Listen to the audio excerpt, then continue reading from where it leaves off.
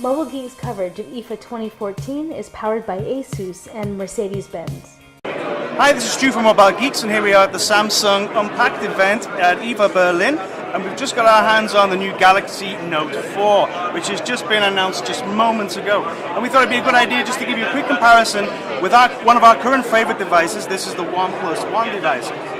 Now, if we look at the two devices, you can actually see that they're a very similar size. They're almost exactly the same height. I guess the Note 4 is just slightly longer. We put them side by side here. You can see there's a few millimeters difference. But one of the key differences, of course, between the two devices is that over here in the OnePlus One, you get a 5.5-inch screen, and over here in the Note 4, you actually get a 5.7-inch screen. So I think you have to give Samsung credit for getting quite a lot of display in quite a kind of very tight package, at least compared to the OnePlus. One of the major differences between the two is, of course, that on the OnePlus you're getting a Full HD 1080p, but over here you're getting Quad HD with the Note 4. So this is 1440, sorry, this is 2560 by 1440, which is QHD, and I don't know if you can see a real difference in resolution there, but we're talking a much higher pixel density, of course, on the Note 4. Okay, other differences on the front. Well, we just look at the rear cameras. Actually, the two camera sets are fairly similar, though I would guess that the Samsung is superior. They're both 16 megapixel and they both have dual LEDs. But in our experience, Samsung generally has the edge with these cameras. So we'll see when we get down to some real camera tests. But right now, they're similar, but we'll probably give Samsung the edge right there. One other thing you'll notice is that Samsung are using hardware buttons for navigation here at the bottom. And we believe there are actually no options to change that to having software buttons.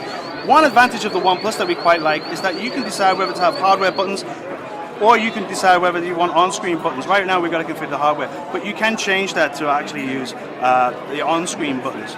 So Samsung decided just to go with hardware. Generally, in terms of weight, I think they're pretty comparable. They're both around 160 grams. In terms of thickness, let's have a look.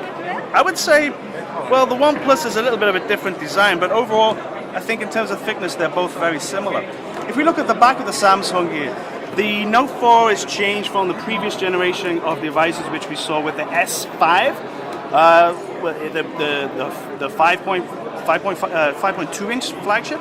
But you can see that the finish here is different from like the faux leather we saw on the S5. But it still feels pretty plasticky. I'm not sure that a lot of users are going to be too impressed with that.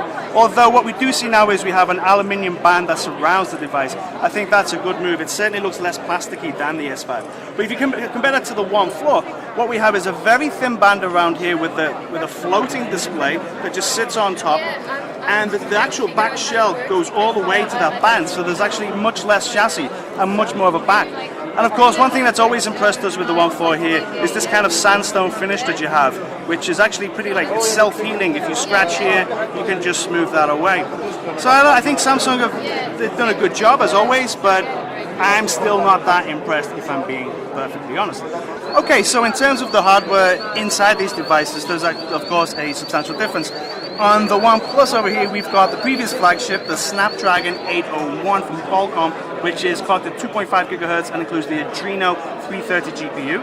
But over here on the Note 4, we have the latest and greatest from Qualcomm in the form of the Snapdragon 805, which is clocked a little higher at 2.7 and includes the Adreno 440 GPU. Both devices get 3 gigabytes of RAM. The OnePlus is available in 16 and 64 gigabyte configurations, whereas the Note 4 is 32 and 64 configurations. So I think that just about concludes our little comparison. This is a quick and dirty comparison here at the event where it's very, very noisy. And we hope you've enjoyed this. If you like this stuff, make sure you subscribe to our channel.